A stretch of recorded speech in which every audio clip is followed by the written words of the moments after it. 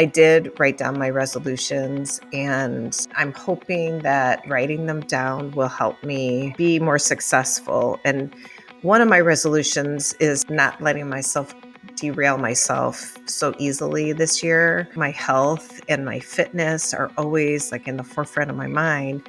But sometimes if I start my day, say on the weekend, with like a big weekend breakfast with my family, I kind of give myself permission to just chuck the whole like healthy eating and workout and all that stuff. It's sort of like this all or nothing mindset. And I'm going to try to be better about being more consistent and enjoying that maybe big breakfast, but then also getting back on track. And like little tiny decisions add up to big achievements if you let them. Welcome to Three Little Fishes.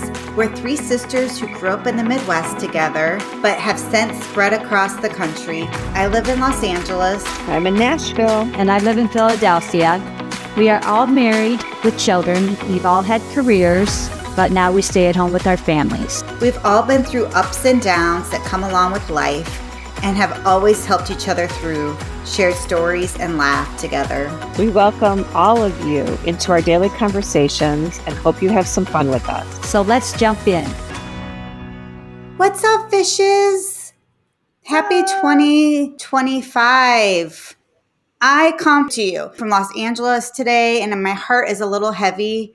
As you all know, that there's major wildfires happening in Los Angeles, in the Palisades, and the Eaton fires, which are next to Pasadena.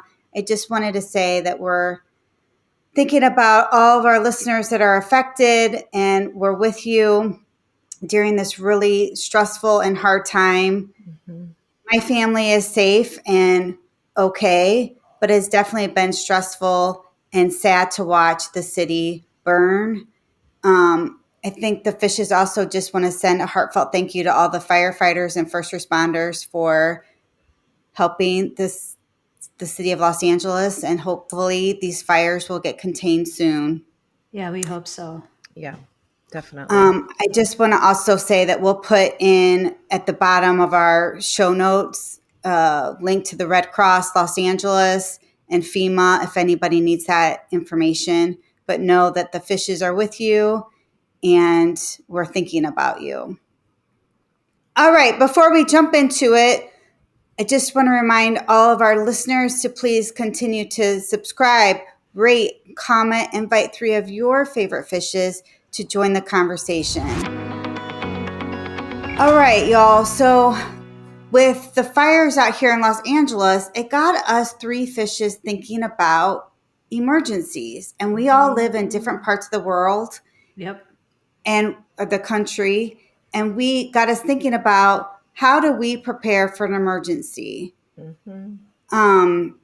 My family was affected by these latest fires, and we were on a watch for an evacuation. So we had to pack a bag. We didn't have to use it.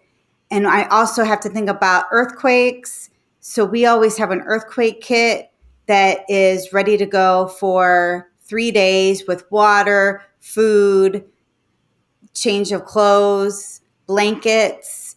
We always have that on the ready to go. What about you all in Tennessee and in Pennsylvania? What do you have to look out for, and how do you prepare for an emergency? Pennsylvania is interesting, especially where we live, because I didn't think that tornadoes were a thing here, being from the Midwest, but they are. And where our home is, actually, we live on kind of an elevation. And so we always joke, because we say we live in a wind tunnel, because we get incredible winds that come through the back of our house. And like 2 years ago, a tornado actually touched down and went through our backyard and took out a bunch of these like 100-year-old trees. Oh. So that was like my first experience here. Like, oh my gosh, we have tornadoes as well. So we have to be mindful of that. And with all those winds and the rain and those like tornadoes, we're constantly losing power. Mm-hmm. So, you know, we probably lose power, I would say, four times a winter at least. Mm-hmm. And so it made us get a generator because there was one time we were out of power for several days. And it was Yeah. like, you know, I mean, it's kind of fun to get out the flashlights and do that for a couple days and play the board games and stuff like that. But after a few days, it's like no fun. Yeah. So And the we, anxiety kicks in, right? Because you're like, is the power ever going to come back on? Like, Mm-hmm. I yeah. think it becomes stressful too. I mean, the only other thing that we do, we have, and we've had it before we moved here. We had it when we lived in St. Louis.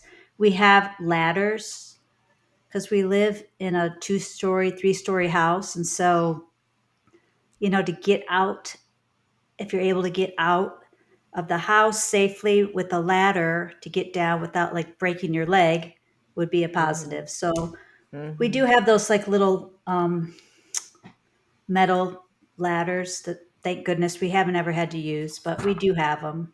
Mm-hmm. Mm-hmm. And then the only other thing I can think of that is always on my mind is just, we have, well, now my son's in college and we're constantly on road trips as well, and car safety. So we do have like an emergency kit in our car that has like the jumper cables, the light sticks, like all that stuff, Mm-hmm. and extra blankets. And of course, we do keep food.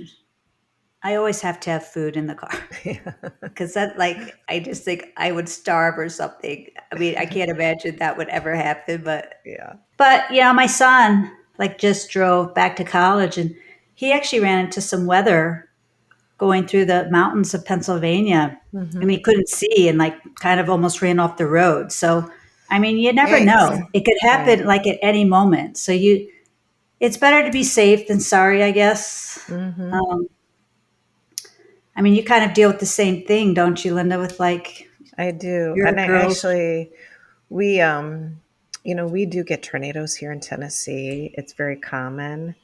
In fact, I remember one of the first times you came to visit, we had a tornado warning and the sirens went off at like 3 in the morning and we all went downstairs to our basement. We happen to have a basement here, which is very uncommon. There's not a lot of Yeah. basements in Tennessee. We went to the basement. I woke you up and you had your little sleeping eye mask on and your earplugs in. You're like, wait, what? And so we got you up and my family is very kind of crazy when we have a tornado warning and we're up. We watch Twister during tornadoes. Yeah. I mean, I totally remember this because I think I'd gotten in late and I was Yeah. tired and Yeah. I was like dead asleep. And then I'm like, what are you doing in here? Like, and then her whole family is like downstairs on the couch and her husband's, and they all have this movie going like it's a party. And I'm It's a like, party. Yeah. most people Yeah. are like freaked out and they try and stay calm, but not the Schultzes. They're like, hey, it's party time. Well, Well, I guess you could look at it. It's better than freaking out and letting your yeah. anxiety take over. I I don't think, know. we've had times where we've lost power for a couple of days. So I do keep battery operated lanterns in everyone's rooms and then extras in the laundry room. And we That's a do good idea. have, blankets everywhere. And we gather the animals, we put them in their crates. So if we have to get out, we can.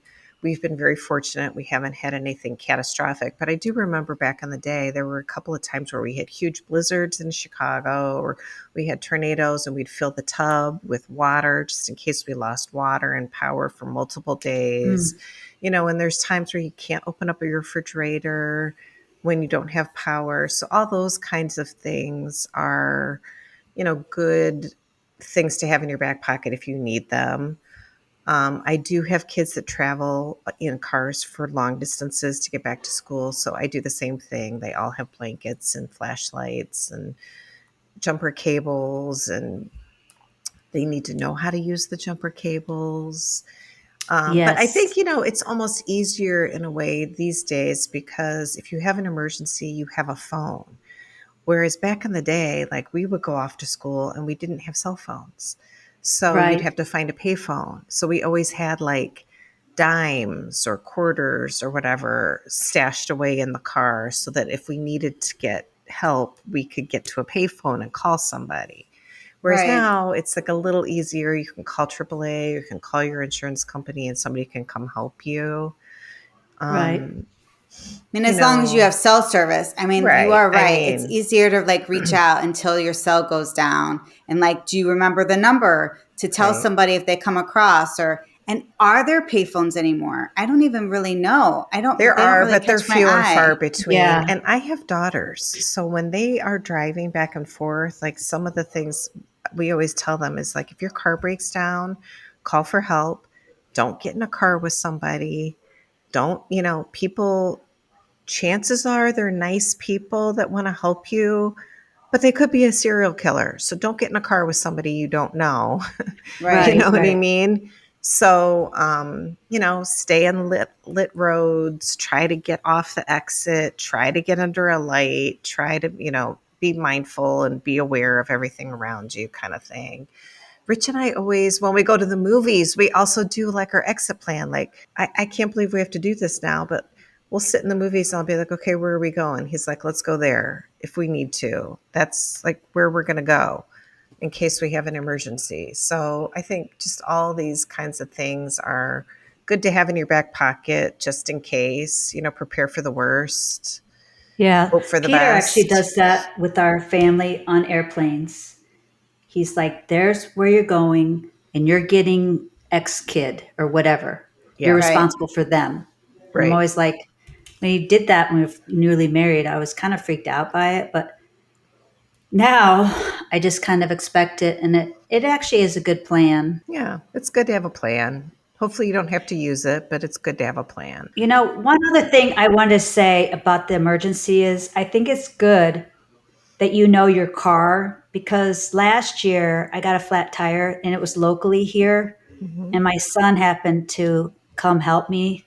I just was able to call him. But we both were surprised because this car that we were driving, when we got like the tire out, he was going to change my tire to put the donut on or whatever. It was like not blown up. And we both were like, Oh. is that flat? Like, is Right. something wrong with it? Yeah. But it turns out they come that way. And then it came with an air compressor. So you actually have to blow it up. I mean, the whole thing was fascinating to me because I was like, Oh. I had no idea. So it's probably a good idea, kind of like your car. Yeah, do a dry run Or- maybe. Yeah. Yeah, just so you kind of know, does my car have a spare tire? Because some cars, even nowadays, I was asking my friend, her car doesn't even have a spare. Oh, really? I had I no think idea. some of these newer cars, some may not. Well, I know we have a car that you can drive on a flat Yes, for like run a flats. long time. I can't remember the number of miles, but it's like, of course, get off and get to your exit and get help. But you can drive on Right. it for a long time without hurting the rim, which is amazing. Do you guys remember when we were growing up that we had to learn how to change a tire? Like Dad put us in before he would send us off when we were newly driving. We had to change a tire. Yes. Do you Yes. guys remember doing that? But now the tires are so heavy. I don't think I know how to do it, but I don't think I physically am strong enough to be able to do it. That's the other issue, right? Yeah. Like, And they put those lug nuts on with like a mechanical wrench or Yes. whatever. So they are hard to loosen up. But I mean, I think if you put your whole body into it, you could probably do it. It's just Use gonna take use that some, core. take some effort. all right, you all. So we're headed into it's now 2025, which is incredible. And before we went on our break, we talked about resolutions and that study that was done, I think, by Harvard or Stanford. Was it Harvard? Yep. And saying you would have better success to achieve your goals, your resolutions, if you write them down.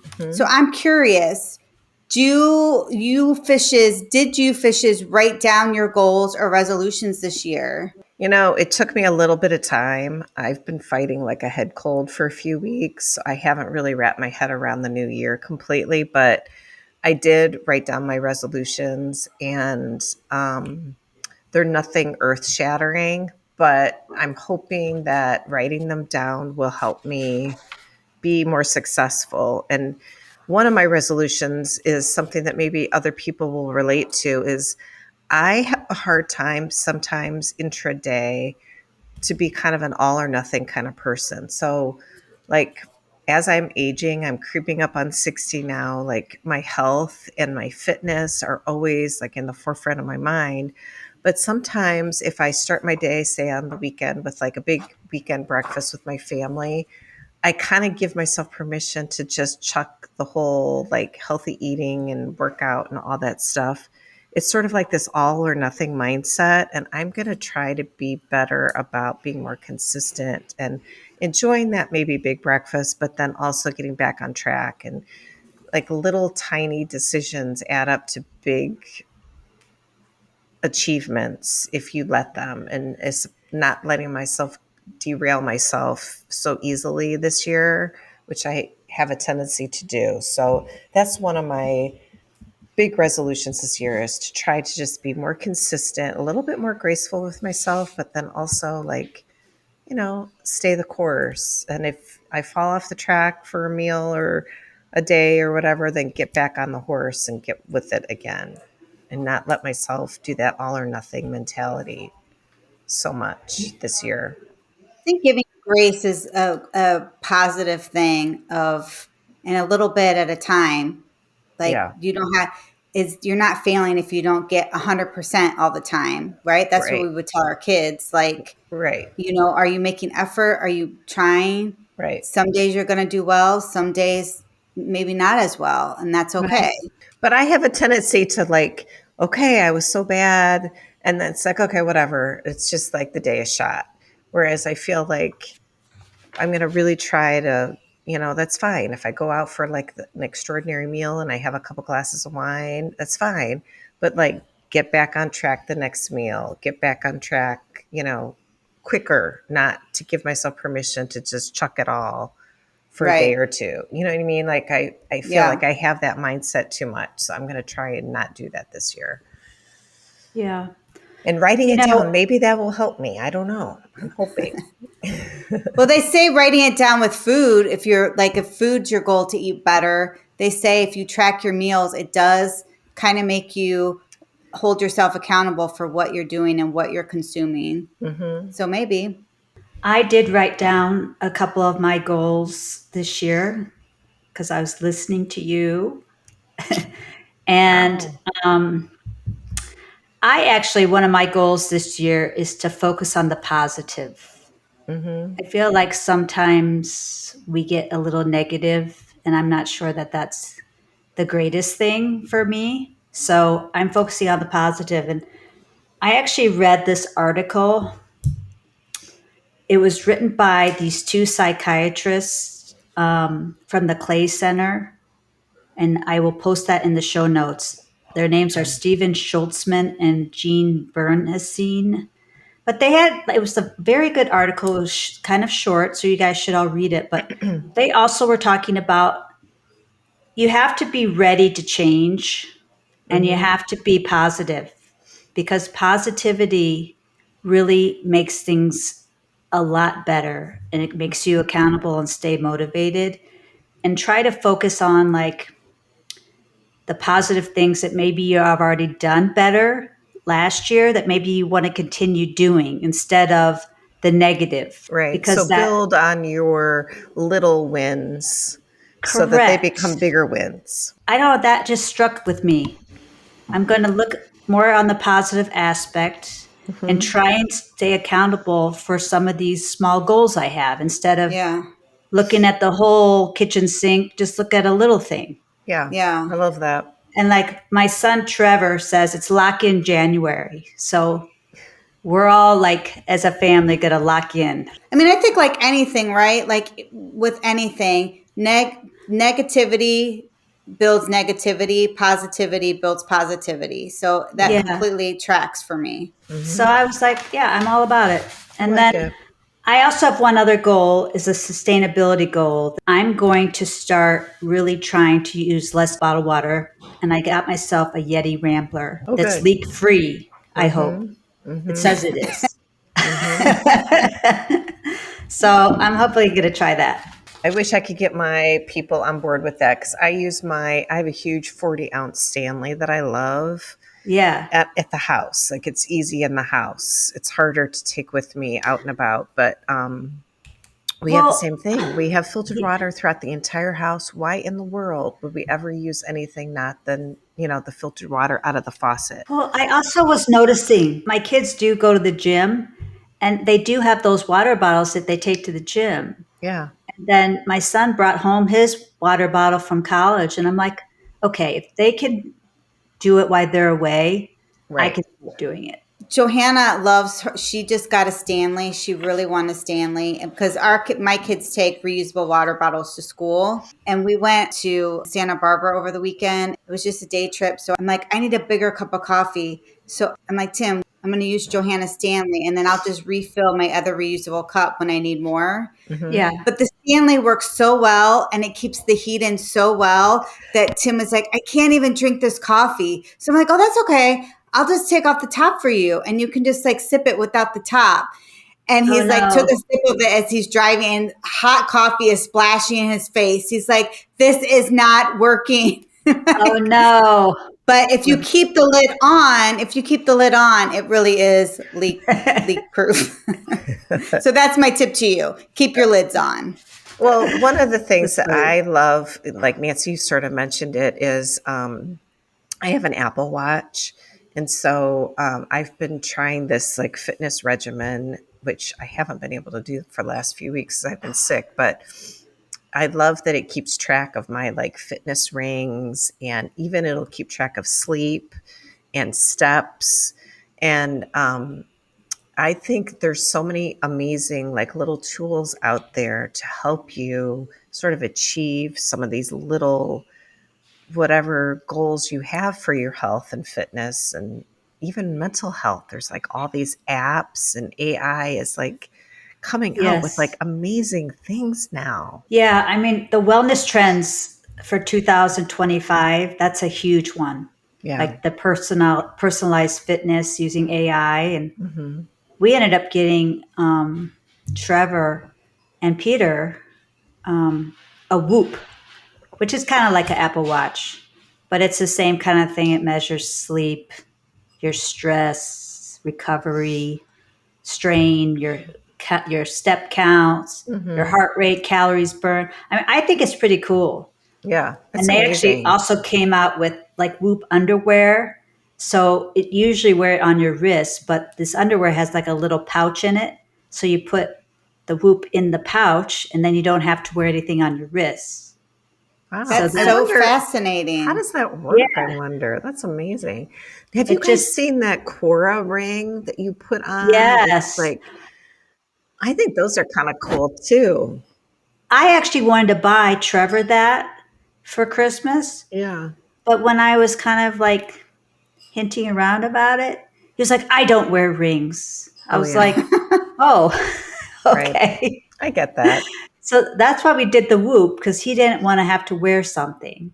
So But I guess he wanted to be able to track what he's doing. So this is a I good mean, solution. I think he was interested in it Yeah. to know like what is happening in his body. So is he wearing this special underwear and tracking it? Like, is he actually using it? Yeah, he is.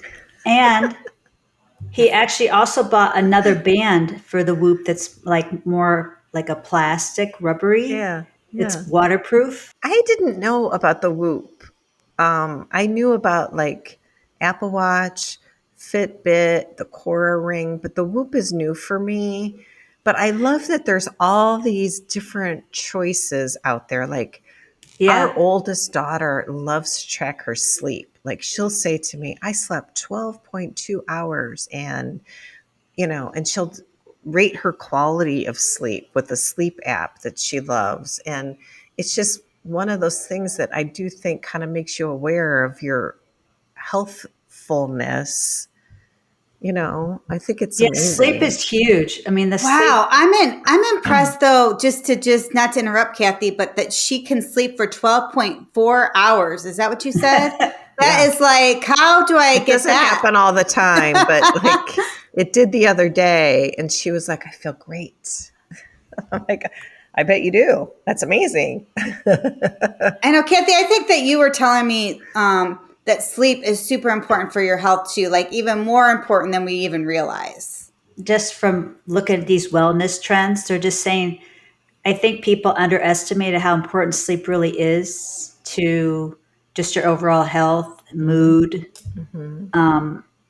that people need to get sleep to recover. One of the things I'm trying to improve on for myself is that I love TV and I have one in my room. And at night, I have a bad habit of watching TV and kind of falling asleep to it. And I think that that's probably not the best way to actually go to sleep. So I'm actively trying to say the TV goes off at a certain time, and I either have to read or listen to music or listen to a book instead of falling asleep to the TV.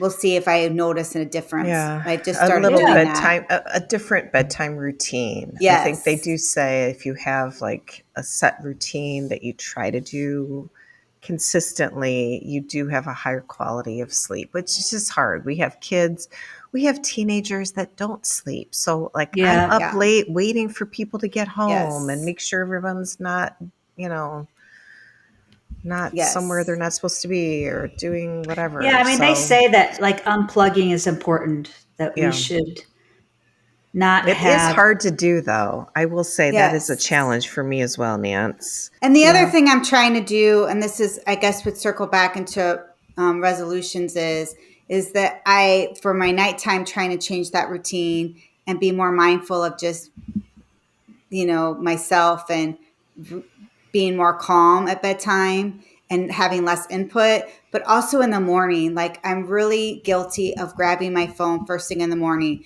and looking at the news and checking my email. And I have found that my anxiety goes higher when I'm just go Hmm. straight to the news before I give myself a chance to wake up. So I have to check email quickly just to make sure I don't have anything from the school. But other than that, I just don't want to dive into like life yet. I want to wake up and try to set the tone for myself and my family without outside noise, even though Yeah. that's tricky to do. I don't know Yeah. how you guys start your day, if you go directly to Well, your phone. I think you're kind of talking about, I mean, another trend they were talking about is micro practices. And that to me sounds like a micro practice. Like Hmm. you're taking a little time for yourself before you Hmm. start your day Yeah. on electronics, whatever.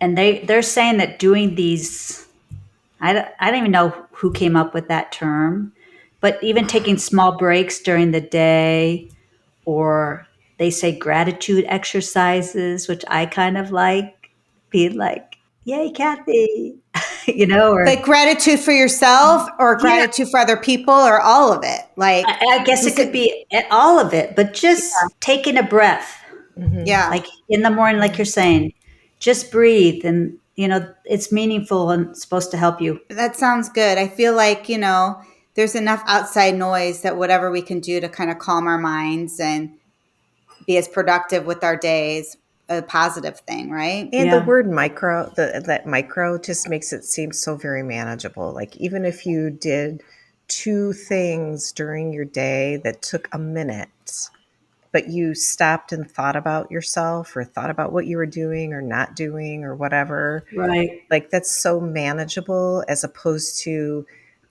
like upending your entire life and trying to like change everything so that you could achieve this ginormous goal. If you can just do little tiny things, it all builds into something like maybe beautiful. Right. Yeah. So, yeah, I like that. So enhancing the positive. Like Enhancing the positive. All right, girls. I like this. So we did a kind of a little different spin on what's for dinner this week because Kathy Mhm. found this recipe that she wanted to try and she thought we should all three try it. And it Mhm. was called what was the recipe called, Kathy? It was a chicken recipe. It was called honey chipotle chicken skewers. Honey chipotle chicken. Yes. Yeah, from a pinch of yum. And I actually made this for my family last night. I did not. It was a dish that you were supposed to put on skewers, and it had a marinade sauce with chipotle peppers in it. I did not put them on a skewer. I just ended up cutting them up and putting them in chunk size and putting them in the pan and cooking them that way with the sauce. And I liked it, but it had a kick to it. And I actively laughed out loud when I took a bite of it because I was like, this is spicy. Is Kathy really eating this spicy chicken? So my question is to you, Kathy, did you eat it? And do you like spice? I had no idea. I told you to put the glaze on it. That's why. Because did you do the glaze? I did the glaze, yes. Oh, so I actually did a lot of glaze on ours, which I think helped cut a little bit of that spice. So Peter and I thought it was a little spicy. My middle son did not. He was like, this isn't spicy at all. Yeah. And they actually all loved it. Yeah. Even Peter loved. We did ours on skewers and we grilled it. And we had it with some rice and a salad. And I actually thought it was very good. Yeah, I liked it. I liked it, but it was spicy, and I think I was surprised. And I actually added more honey to cut the spice a little bit. Yeah, Chipotle is a little tricky. In my family, a couple of people like spice. My husband does not at all. So I have to modify those kinds of recipes, less Chipotle, more honey. Yeah. But yeah, I think, I thought it was a thumbs up. I thought it was good. Yeah. I think that I'm not sure, maybe a redo. I'm not sure. It might've been a little bit too spicy for some of my people, but I love that we tried a recipe together. So I would love the listeners we'll post this recipe, give it a try. And I would love to know what your thoughts are. Is this thumbs up, thumbs down, spicy, not spicy enough? We'd love to hear your comments. Well, we want to thank you for listening to our season 2 of our podcast and letting us sisters jump into your day. Please make sure to follow, rate, and review us. We wish you all a happy 2025. Please look out for some new topics, and we are also going to be starting a book club. Have a great weekend. Sisters out.